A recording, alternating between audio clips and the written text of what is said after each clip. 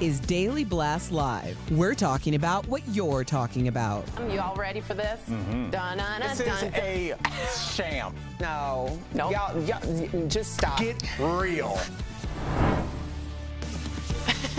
Welcome to DBL. Did you hear Rob scream? No. I thought I heard the cameraman scream. Never a good sign. How are you, gentlemen? That sounds like the name of a horror movie. I thought I heard the cameraman scream. That's good. Yeah. Well, actually, we are moving into something really serious, and so I want to change gears here. There's some very serious new allegations we want to tell you about against the school administrators in Virginia. If you remember, a teacher was shot by her 6-year-old student last month. Now, her lawyer, the teacher, said she's planning to sue after they say administrators ignored multiple warnings that the child was armed that day. Now, after last night's school board meeting, the school superintendent was fired and the school's assistant principal resigned. So what do you guys think of these new details, and what are parents or teachers supposed to do if administrators like this don't take school safety seriously? I got to be honest, there was at least 3 different teachers that went to administrators to say, I'm nervous this kid has a gun in his backpack. And then hours later, she is shot in the chest with a bullet still lodged in her chest. What do you think of it, Al? I mean, it hits me on 2 levels. I'll talk about the first one first. The second one is I used to be a teacher, so it's personal. But just on if we try and step back, Jeff, and get the view from 30,000 feet, we always say we wish we had safety measures in place that worked. I go back to that shooting in Michigan where the young man that ended up, the monster that ended up shooting up his school that day, was in like a meeting that morning because the teachers were worried about his behavior. And so, like, we're finding these kids. The monster from Parkland was not allowed to bring a backpack to school because they knew he was violent. So it's this weird thing where we're like, we wish we had laws. Our laws are working. Our identifying systems are working. And when 3 adults say that this 6-year-old is problematic, I don't care what is going on. That should be listened to. And the fact that the administration didn't, and it may have cost this woman, obviously, her mental health for the rest of her life, but I'm sure some physical ailments as well well, that's on their hands. As a teacher, I will say this, and and I'll try and speak lightly, but there are kids in every class, in every school in this country, where the teachers, when they're in the break room, say, I worry about that Jeff kid, I worry about that Tori kid. She's like, we know, we are with them. We look in their eyes and we know, like, something's going on here. And if people are not listening to that because they're like, you're not a psychologist, we can't pay for that, we can't pay to get this kid moved, or we can't afford extra counseling, well, I hope you can afford this, because now we have administrators and teachers in a school. People are fired, people are horrified, people are in shock, forever traumatized. So this is what happens when you choose to do nothing. Yeah, and I want to be clear, too, just so you know, the excuses that they said, the administrator said, I'm worried they have a gun. The administrator dismissed the report saying, quote, a 6-year-old has, quote, little pockets, meaning there's no way he could have put a gun in there. And at one point, another person said he's threatened someone at recess with the gun, and they said school is almost out, so let's just let the day run out. Go ahead, Jeff. Well, no, real quickly, just to bounce off what Al's saying, we've created this society again where you're not allowed to comment on another person's child. Good point. You could be like, this person is insane when I go home from work, right? This child is insane, and I'm serious. I think this kid's going to shoot up the school. Now, you bring that to the school board, guess what? The school, who makes about $100,000 a year, will get sued for $20 million by that student's mom, right? Saying, you're calling my student and saying, we're not allowed to bring open discussions to the table for the fear of rather being sued. We don't want to get sued, we'd rather get shot. Yeah. Sorry. I mean, no, do you know the saddest thing about what you just said, Jeff? I thought you were going to say that you would be chastised for using the word insane. Yeah, of course you would. There's 2 Yeah, of course levels. you would. There's like 3 levels, Yeah, because you can't say everybody, that. no one cares about the shootings. They care about their little agenda. So if what you do on Twitter, on Facebook, is you go after people's language, they would say, hey, why is this guy using the word insane? Right, get him fired. If your thing is defending the Second Amendment, they say, hey, this kid, but while people are having their little forest fires all over, people are losing their lives. Yeah. So I hope you're winning on the internet, and I hope everybody's happy, because this is the bed that we've made. Well, speaking of that, in terms of repercussions, What do you guys think? There's a new interest in having taser drones come out and take care of schools in case of school shootings, in case police don't want to go in.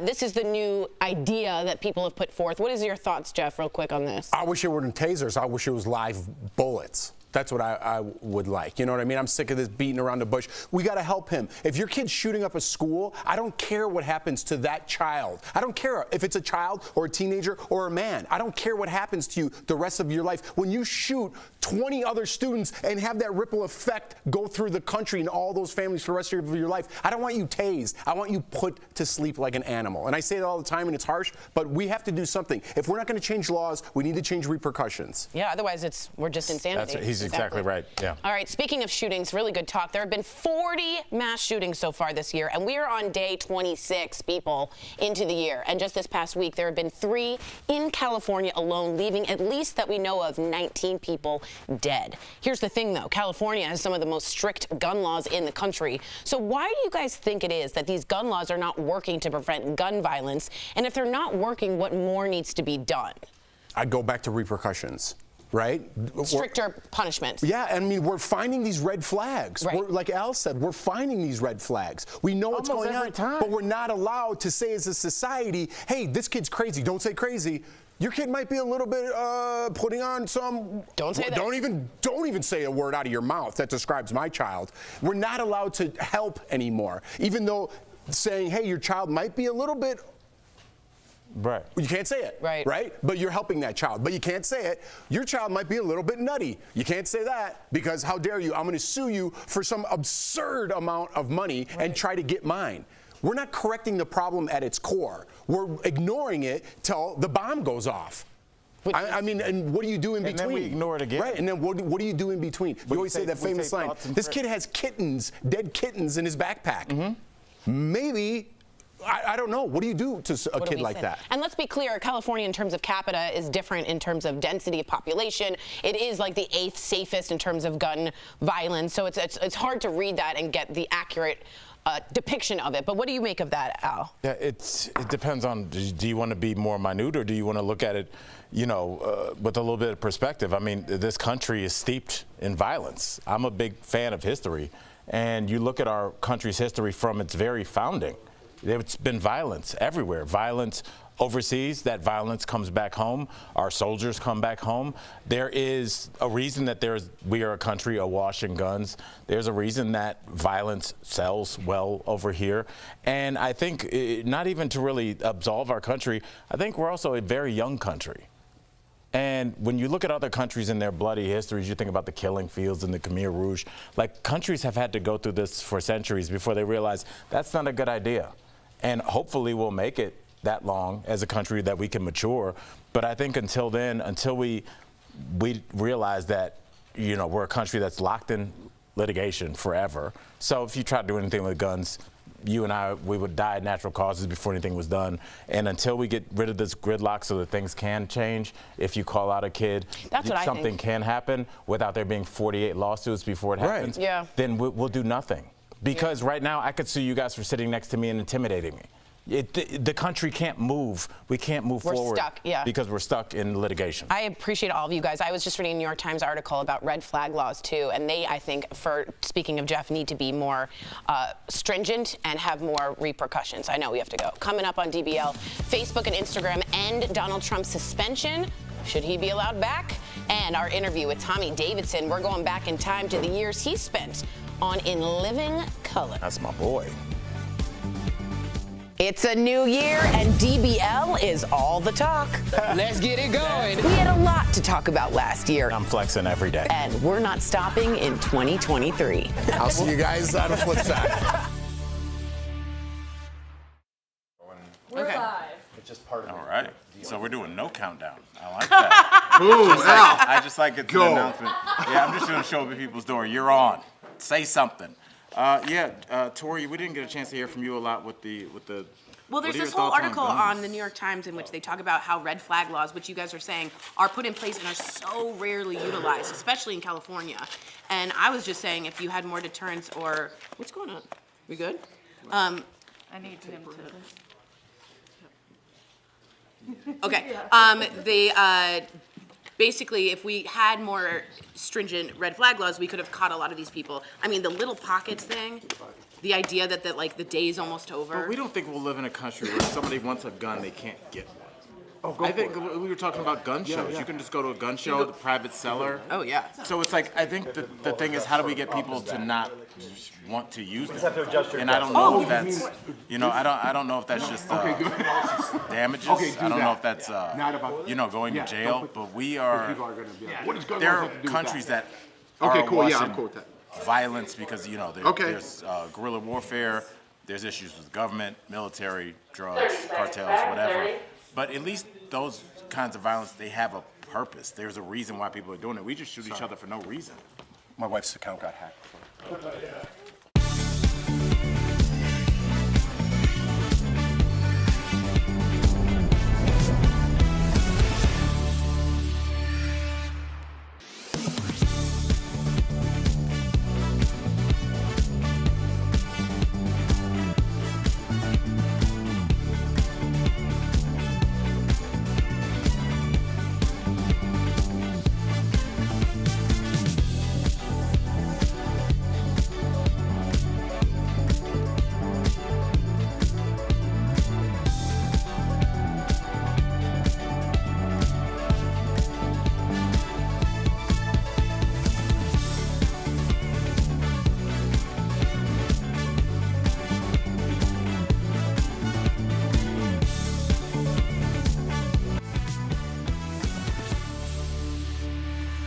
Welcome back. As I'm sure you've heard, Meta, the parent company for Facebook and Instagram, announced they are allowing former President Donald Trump to return to its social media platforms. Now, in case you didn't remember, Trump was hit with a 2-year ban following the insurrection at the Capitol because the company said his posts could incite more violence. Here's what one Meta exec explained on Fox News. Take a look. I mean, of course, there are guardrails, there are rules. He's got to play by the rules, and we're announcing some additional ones today to encourage him to stick to the rules that exist when people use Facebook and Instagram. At the end of the day, we believe the American people should hear from, including on our apps and services, from those who want to lead them. So DBL Nation, we want to hear from you. People are already writing in. Go away, 45. What do you guys think of this decision? Was it right to allow Trump back on? Was that something somebody wrote in? Yeah. Okay, it seemed like you read it off the prompter. No, go away. Okay. No, not at all. Yeah. What do you think about him being allowed back on? Go to dblvote.com to weigh in. I have an interesting take. Well, fire it out. And I'm glad you decided that. Yeah. What if it's not interesting at all? I think he should.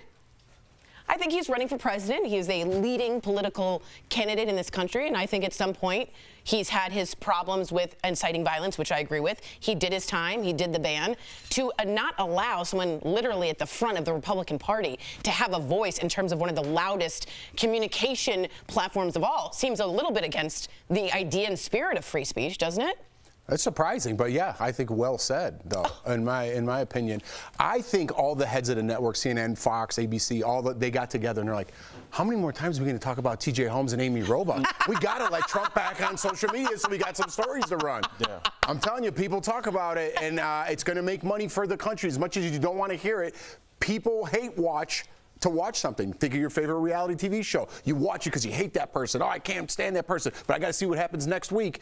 People, as much as they hate Trump, want to hear what's going on, want to hear the crazy things that's going to go out of his mouth. Now, if he's inciting violence, you got to get him off of there. If he's just giving political speech or promoting himself running for president, you got to let him back on. Jeff and I are in full agreement on this. Very strange, rare moment. I'm going to say no, but not probably for the reason that you think. I don't think he should because he's already made his bones on Truth Social. If he, a person that projects power at all times, goes back to Facebook and Instagram, he's saying that you guys can ban me. But if he doesn't go back, it's like I'm taking my ball and going home. This is where you can find me. He claims that space on Truth Social as his. The only reason all Twitter and all those guys are letting him back is because he is a cash cow. He has people on their site, and you notice when they thought that the only time they banned him is when it looked like he was not going to be president anymore. Up until then, it was all good. They used him right up until the last second. Right. So well, I think Trump stay on Truth Social. I think Trump knows where the spot spotlight is, and it's not Truth Social, and he'll always hit a spotlight. Let's see the poll results. Yes, it was right. 23% of you, 77% of you say no. Interesting. Write us more on YouTube and the app. We'll be right back.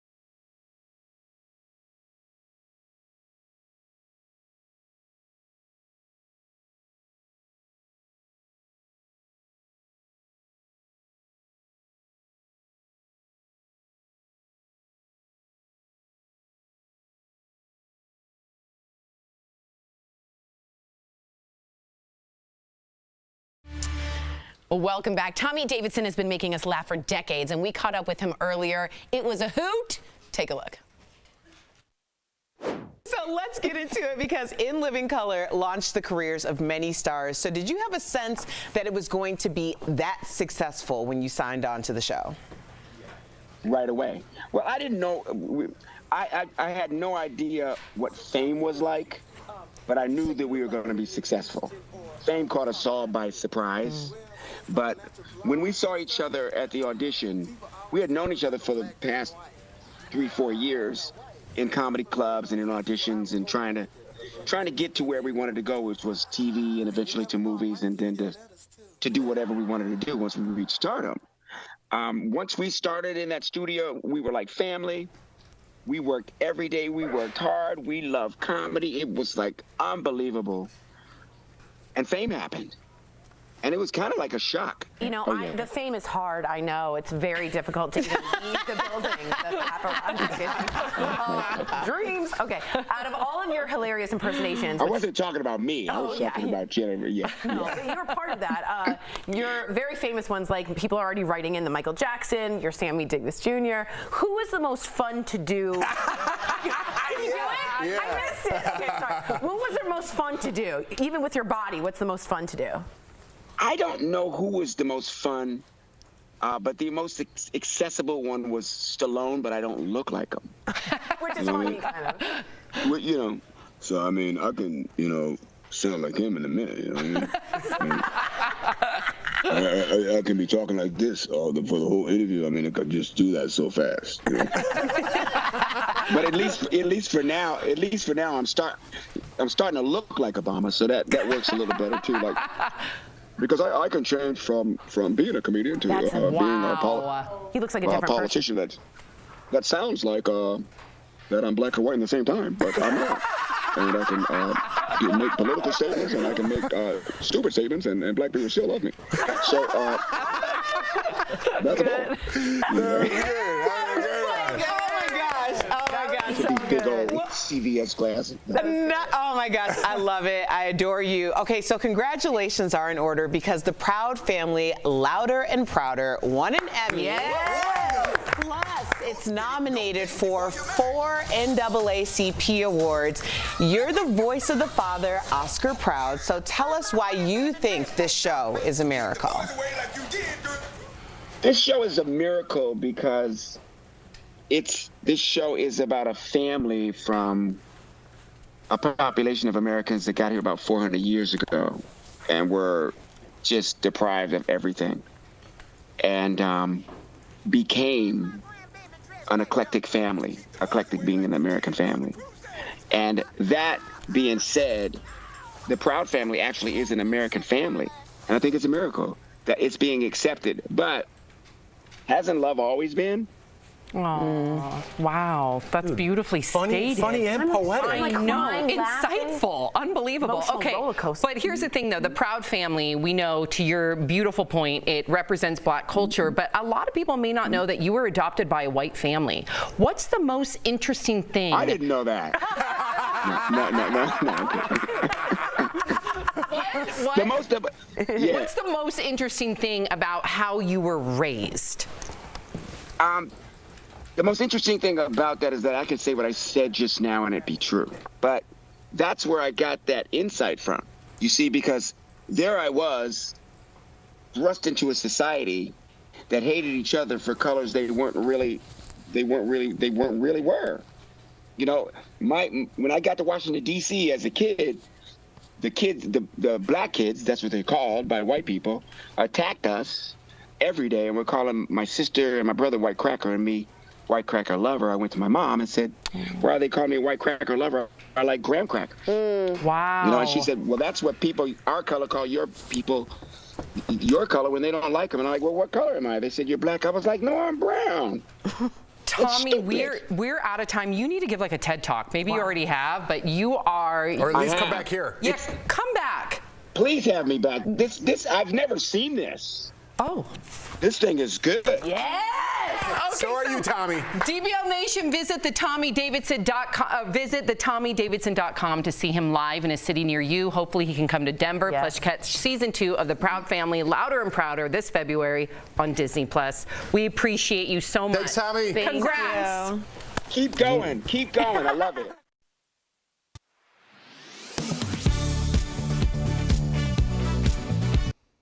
In the cases of the 45th and 46th president, and now the most recent vice president, the Presidential Records Act has come up a number of times in headlines related to these documents. So what is it, and can someone actually face consequences for breaking it? We turn to these sources here to verify.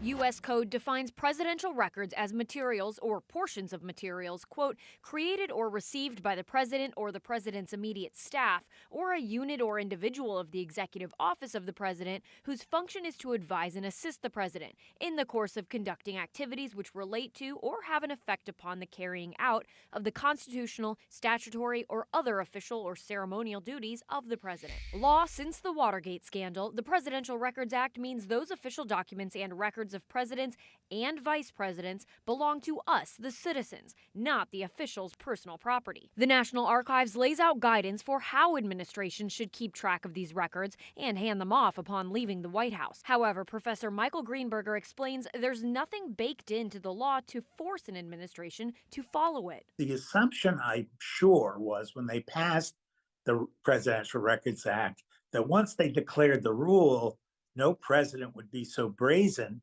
as to say, I'm not going to follow the rule. That's why there's also discussion of the Espionage Act. Violating that is a crime. So that's what the Department of Justice invoked in the warrant to retrieve documents from former President Trump's Mar-a-Lago estate when they say he failed to comply with the Presidential Records Act. The Espionage Act says that the president cannot make these highly classified documents available to the public because that would endanger the national safety. Because President Biden and now Vice President Pence are turning over documents voluntarily, Professor Greenberger explains there's been no need thus far to use the Espionage Act. However, that could change if it's determined the documents found in their homes or offices could compromise national security. With your Verify, I'm Abby Larico.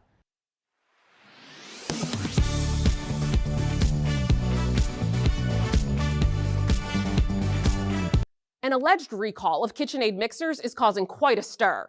Dozens of viewers have emailed us asking about a viral Facebook post that claims that KitchenAid's attachments contain dangerous amounts of lead and that they're being recalled. So, is that true? Is there a recall? Let's verify. Our sources are Whirlpool Corporation, KitchenAid, the Consumer Product Safety Commission, and the Food and Drug Administration. We can verify that no, there's not a KitchenAid mixer attachment recall due to lead. That's according to Whirlpool, the brand's parent company, and confirmed by the Consumer Product Safety Commission. Verify traced claims about lead contamination in KitchenAid attachments to online and social media posts by Tamara Rubin, who runs the Lead Safe Mama website and social media accounts. Rubin is demanding a recall after conducting an at-home test that she says found dangerous levels of lead on the attachments. Rubin's test has not been independently confirmed. The FDA doesn't require kitchen utensils to be 100% lead-free, but does set limits on the amount. KitchenAid says any lead levels in their products comply with FDA standards. With your Verify, I'm Ariande Till.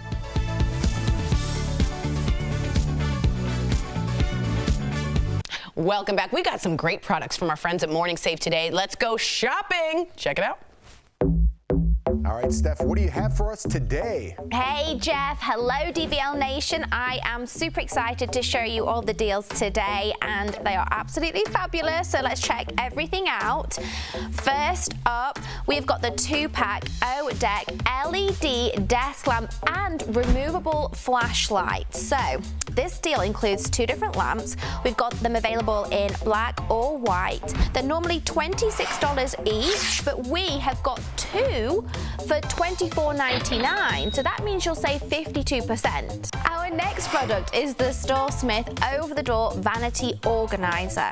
So this deal will include 1 organizer, 1 zipper pouch, and 3 over-the-door hooks.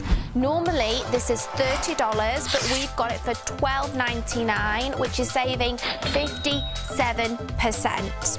Okay, we've got the Perlea Hemp Oil Cleansing Cream and Night Cream Bundle. So this deal includes 1 cleansing cream and 1 night cream that have a light spa-like minty scent. So normally this set is $80, but we've got it for just $17.99, which saves everyone 78%. And our last product is the Lifestyle Advanced Trio Powerhouse Charging Station with an alarm clock. So this deal includes 1 charging station that's got an alarm clock, and I mean, who doesn't love a product that can do multiple things? Now normally this is $100, but we've got it for just $29.99, which saves you guys 70%. Head on over to morningsave.com to snag these amazing deals at the lowest prices, or you can even scan the QR code on your screen to take you directly to these products on Morning Save's website. Again, thank you so much, Steph. That was a better Morning Save. I felt like it was worse. I couldn't tell why. I don't know why. I felt like they sold out. I think something actually was not for sale from you. Oh, yeah. it's not, because when I do it, they sell out. Wow. Yeah. DBL is new every day. We'll see you same time, same place tomorrow without Jeff. Bye.